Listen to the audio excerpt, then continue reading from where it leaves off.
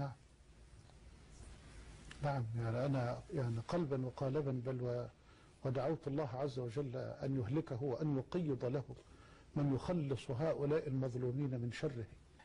أحبتي في الله، إخوة في سوريا، شباب سوريا ورجال سوريا، هذه فتوى بوجوب قتل هذا الطاغية، هذا البغي، هذا الآثم، هذا الضال.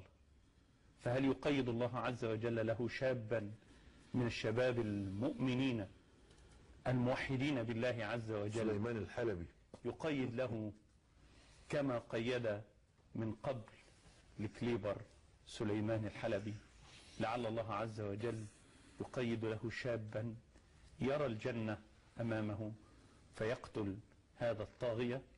هذه فتوى دكتور محمد عبد المقصود، الشيخ محمد حسان، ومعهم صفوة حجازي.